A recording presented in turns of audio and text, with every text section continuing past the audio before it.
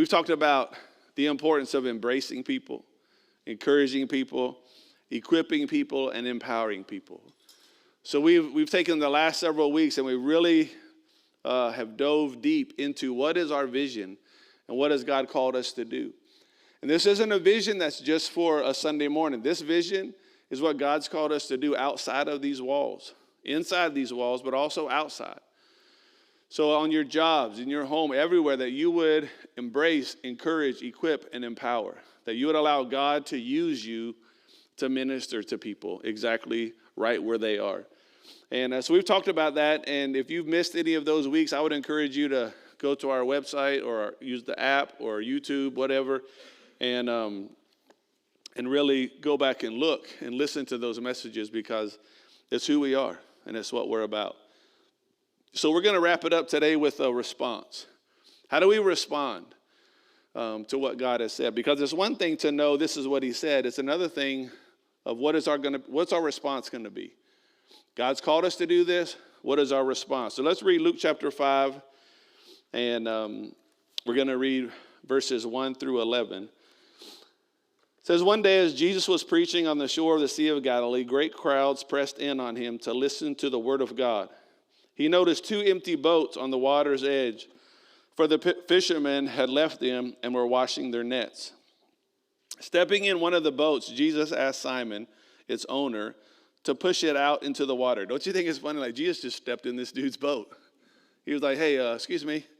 Just steps right into Simon's boat and told him to push it out in the water. So he sat in the boat and he taught the crowds from there. And when he had finished speaking, he said to Simon, now go out where it's deeper and let your nets down to catch some fish. Master, Simon replied, we worked hard all last night and didn't catch a thing. But if you say so, I'll let the nets down again. And this time their nets were so full of fish they began to tear. A shout for help brought their partners in other boats, and soon both boats were filled with fish and on the verge of sinking. When Simon Peter realized what had happened, he fell to his knees before Jesus and said, "Oh Lord, please leave me. I'm too much of a sinner to be around you." For he was awestruck by the number of fish they had caught, as were the others with him. His partners, James and John, the sons of Zebedee, were also amazed.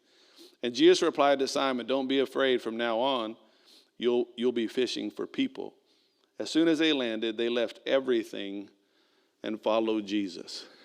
So we're going to kind of just navigate through this because we've talked about this with our vision in the past. But I want to really help us understand and how we can apply this to our vision. Because in this story, you have where Jesus gives a directive.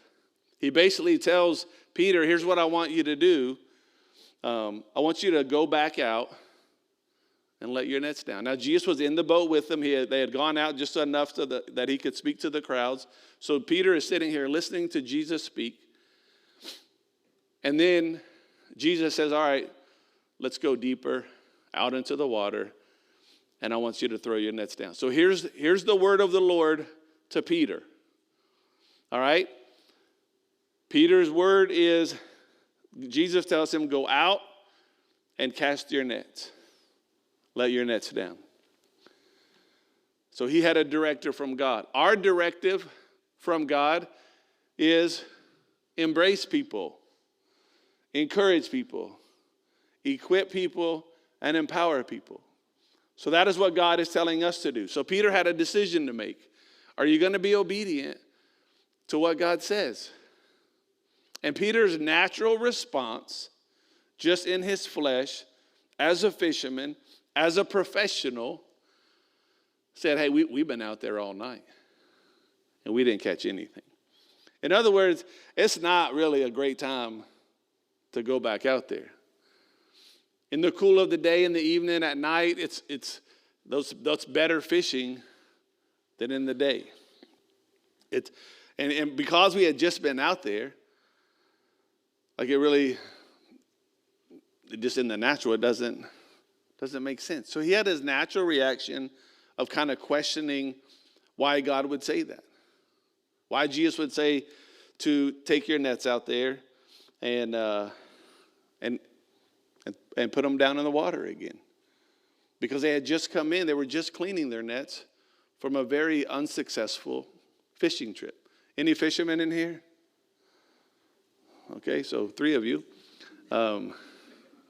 Yes. So, but you've had unsuccessful fishing trips. I'm not a fisherman. I've gone fishing. And it doesn't matter. Patty and I would go fishing.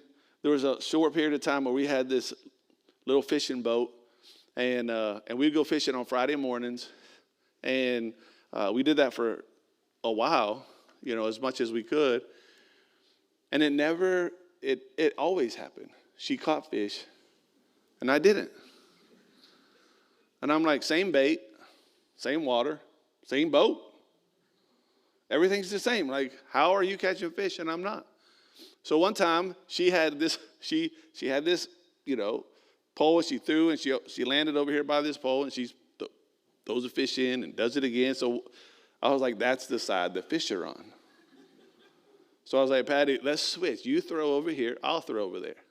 So I throw over here, and then I look, and Patty's pulling in the fish. And I'm like, this ain't even funny.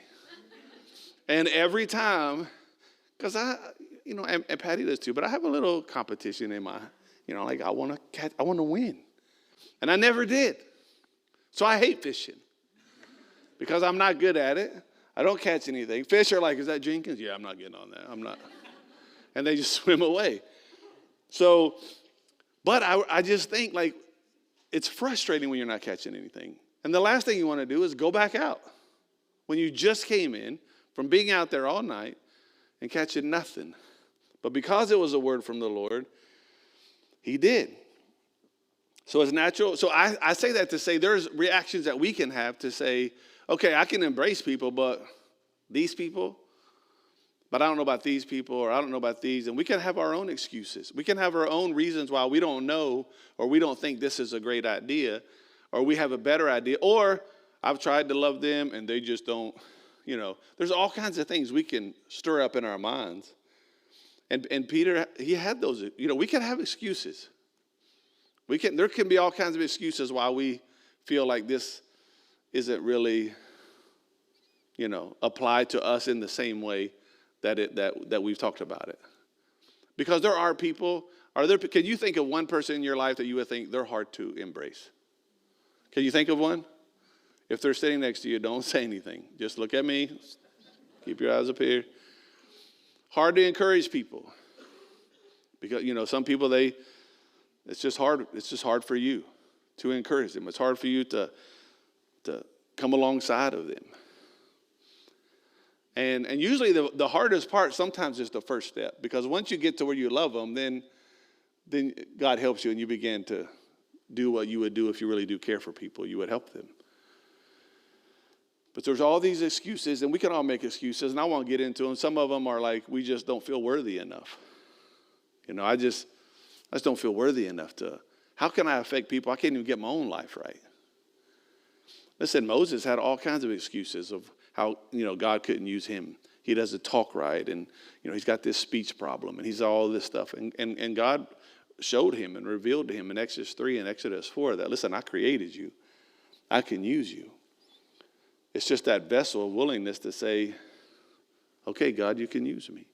So Peter has this natural response to Jesus, and it started with, we've been out there. We've tried that. We've tried that. But then I love what he says after that, because then he actually says, but because you say so, I'll do it. I'll do it. So he had this word from God, word from Jesus of saying, go out and do this. He had his natural reaction of, doesn't seem smart as a fisherman. He could have been like, Jesus, you stick to carpentry. I got the fish, I'm the fisherman. You could build a boat, but I could fish. Like, he could have had all these excuses, but he did say, because you say so, I'll do it. And he even used the words, he says, Master, we worked hard all last night. That word, when you look that word up, that word means almost like a boss or a leader, but it's a very authoritative thing that Peter saw him in the sense of authority to say, because you say so, I'll do it. Now, here's the part about even with our vision. Sometimes we have to get to that point when you're faced with someone that's hard for you to embrace, you have to say in your mind and in your heart, and maybe even out loud to yourself, because you say so, I'll do it. You have to love, listen, you have to love people that get on your nerves. You have to love people that look different than you. You have to love people that act different than you. You have to love people that believe different than you. You have to love different political parties. You got to love everybody. And you have to come to the point to say, because you say so, I will. And that's where Peter was. His decision to trust. It's one thing to say I trust you. It's another thing to really trust. I've said to people, I trust you. But would I put my life in their hands? No. I mean, how many have done the trust fall? I tell people all the time, fall back, I got you. I got you. Then someone tells me fall back, I'm like, I'm not falling back, man. I'm not doing it. All it takes is one mess up. I even told Chris, it would be a great illustration to talk about trust if we did a trust wall, but this is solid concrete under here. And I was like, man, if somebody misses, we're in trouble. We're going to have to turn into a healing service, like right at that moment. But it's one thing to say I trust you, but it's another thing to demonstrate it. So Peter just didn't decide I trust you, because Isaiah 55 tells us that God's ways are higher than ours. His thoughts are higher than ours. So when we can get to the point where we say, you know what, we trust you. I trust you because you see things different than I see it. So if you're telling me to embrace and encourage, equip, and empower people, then I trust that there's a reason why you're telling me that. And that was the plan.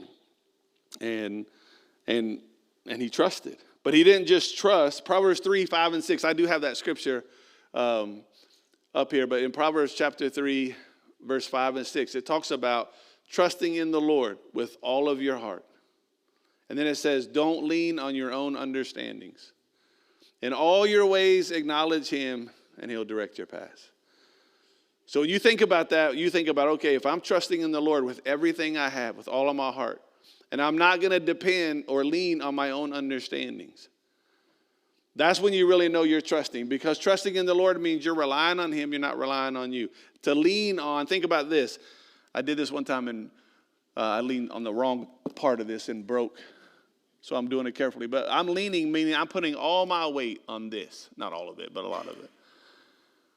If you're leaning on your own understanding, that means what you're trying to use to keep you up and to keep you strong and to stay standing in whatever you're facing. If it's your ability and your understanding, it's not gonna work. But when you trust in him with all your heart, that's everything. And you act on it. Peter acted on it because then he responded with obedience. He went out there. Even though it didn't make sense to him in the natural, even though it was, he had just been out there. And here's the thing for me. In the natural, I'd be like, man, I just cleaned all these nets. Like, it's one thing to just come in and say, all right, we'll go back out. But you come in, he's cleaning everything. That's the part of, if you've ever owned a boat, that's the part that's crazy, is getting out there and then unloading it and cleaning it up and putting the cover on and putting it back on the trailer and all the stuff you have to do. Being on the water is fun, but all the work before and after. And Peter had to, after cleaning his nets, go back out there. And he did. And this is what happened. When he was obedient, you see the story, all of a sudden there's all these fish. You want to talk about a successful fishing experience? Peter throws his net out there, and fish are everywhere. I mean, fish are just like, hey, get in the net, and they're all swimming to the net. I don't know if that's how a fish swims or not, but that's how I would picture a fish swimming. And they all got in this net. They were all in the net, and they're just bringing them in. And then the boat's getting too heavy. They can't handle all the fish. So another boat comes up, and they load up that boat until both boats are on the verge of sinking. That's how much fruit came from being obedient. That's how much fish or evidence of God's blessing, however you want to word it, came from their heart to say, for Peter's heart to say, you know what, it doesn't make sense, but I'm going to trust you, and I'm going to act on that trust, and I'm going to go out there. And he did, and all these fish show up. And he has this amazing experience of seeing all these fish come. And imagine not just what he experienced, but imagine this other boat when they get the call, hey, get out here, and how it affected them too.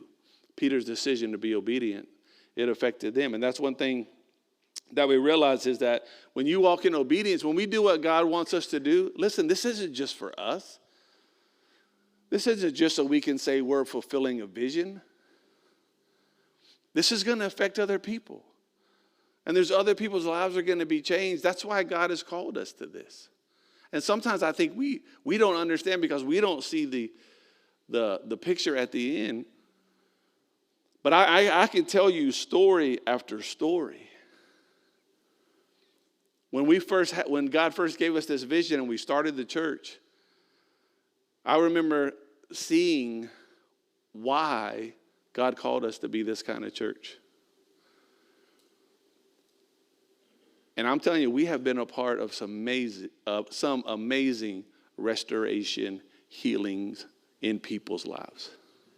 I've told you this story before, but we've had pastors that were burnt out, quit, done with ministry, didn't even want to go to church anymore. Showed up one Sunday and just got loved on. And for the next year, we just embraced them and encouraged them and helped them. And they told me straight up the first Sunday, we'll never, ever be in ministry again. It was brutal. Today, they're pastoring. You know how that happens? Because God knew. God knew.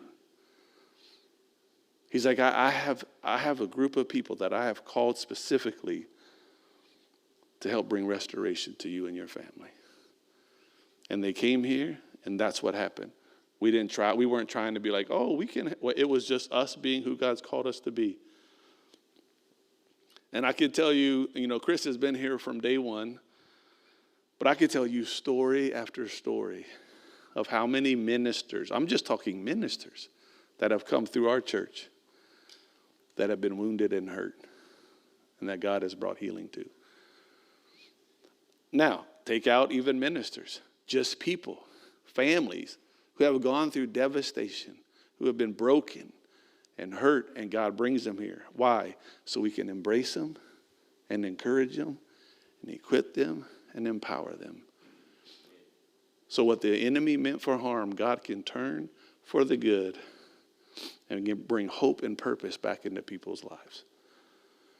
That's why he's called us to do it. And because we don't see it, but we'll never get there. Listen, Peter would have never saw the manifestation of all these fish and all this stuff happen had he not decided to do what God said, when he said it, and how he said it, and to trust him and to go out there. And he did it just because God said it. That's why he did it. Because you say so is why I'll do it. I recognize that this is you. And then here's the response that in verse 8, when Peter comes back and he falls to his knees before Jesus and he says, I am a sinful man. Like, I shouldn't even be around you. There's a lot of things that you could say about that. Some people say that he was just, he just felt so horrible. Some would say that, the fact that he questioned at the beginning, there could be a lot of different reasons, but here's one thing that did take place, is he humbled himself before God. And he's like, I'm nothing compared to you. And he was almost to the point of realizing, I'm realizing, listen, when you stand and you get a glimpse of God, you already realize the areas in your life that aren't right. I mean, you just realize, I'm nowhere close to him. Not in the sense of relationship, but I just mean he's perfect. I am so flawed.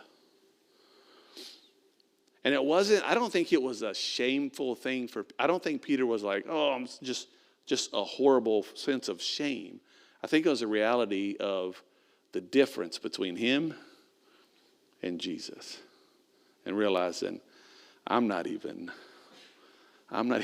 worthy to stand before you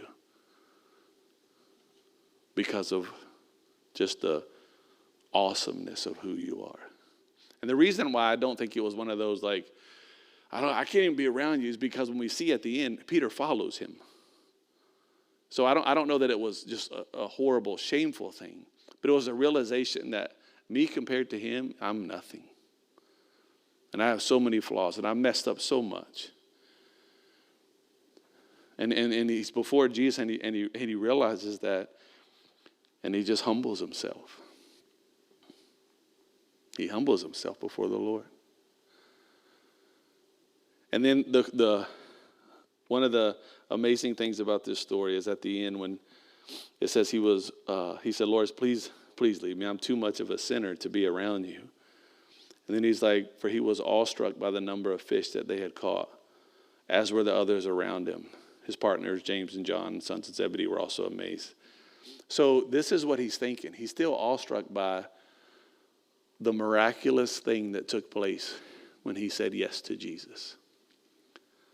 And it was, we talk a lot about we want to see God do amazing things, but when there's fruit or evidence of something, people see it.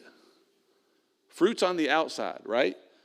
You may not see the seed that was planted. You may not see the stuff that's in the ground, but when it produces fruit, everybody sees it.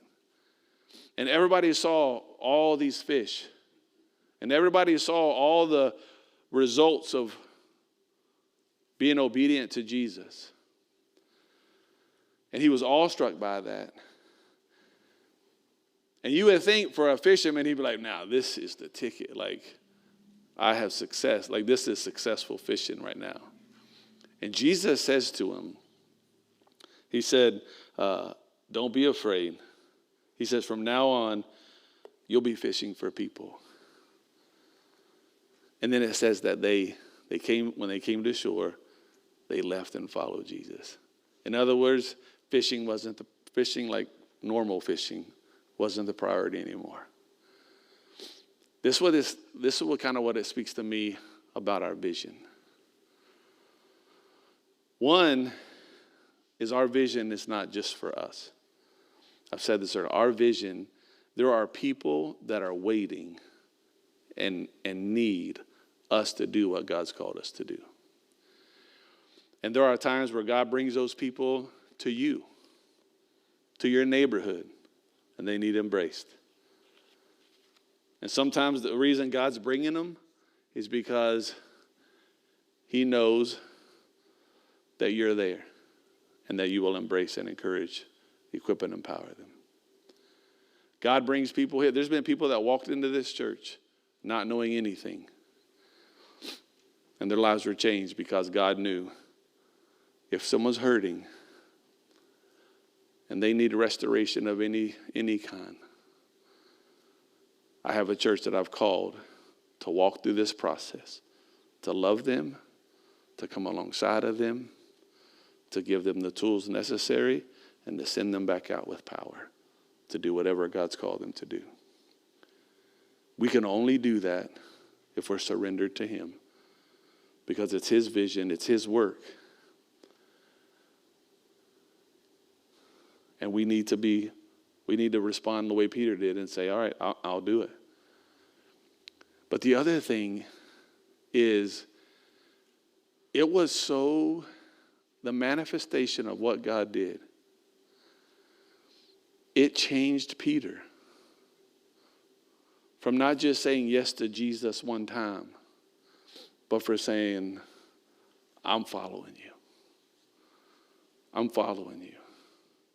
And I don't know, I just felt like, for me, I just felt like, listen, I never say like, test God. I don't say that. It's not like, listen, God will pass any test.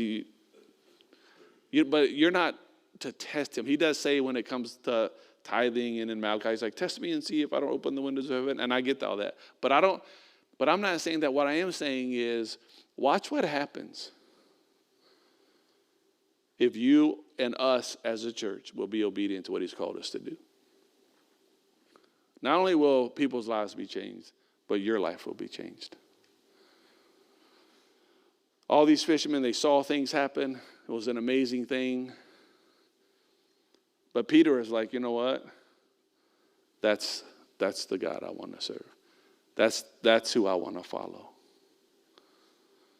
Because Peter could have never produced that. And I'm not, and I never will be.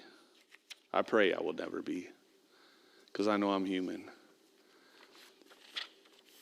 But if we build this church, we're in trouble. But if we do what God's called us to do, he'll build it. But we need to take very serious what God has said. And we need to make the commitment not only to each other, but to God first. Because you say so, I will. Because there's people in your life right now that need to be embraced and encouraged. They're there right now. People on your job, they need to see something different. People in this world we live in, especially with all the stuff that we're experiencing right now as a nation, especially with an election year coming up, with all the stuff that happens in these times of division and chaos. The world is ripe and ready for the church to say, we love you, and we will come alongside of you, and we're going to equip you, and we're going to empower you. Because God's heart is that all people would come to know him. And the only way people are going to come to know him, one, is if the Holy Spirit draws them. That's the first way. But we need to make sure that we are adequately, to the best of our abilities, with the Lord's help, that we are modeling a life that looks like Jesus. Ephesians 5:1 says, be imitators of God. And the next verse says, walk in love. So if you want to imitate God, you walk in love. The world needs, I've just, in my own personal time, I've taken these 4 words and I've just meditated on them. How many of you can think of people right now that just need to be loved and embraced? Raise your hand. You can think of people right now. They need to be embraced. You might be one of them. We all do. But there's people in your world right now that they need you to come alongside and help them. They need you to point them to the scripture. Give them the tools that are necessary. And then, like we talked last week, when we talked about the power, remember we had that big blow-up guy that we used, but if you plug it straight into the source, God being the source, they walk in power. But remember when we talked about the extension cord? The extension cord is just a conduit to get the power from here to there. And you can let God use you to bring change in other people's lives. So I know that, it was really simple today. I didn't feel like we needed to, make it too difficult to understand. The bottom line is when Peter said yes to Jesus, stuff happened. Good stuff happened. And it changed people's lives, and it changed his life. All because he said yes.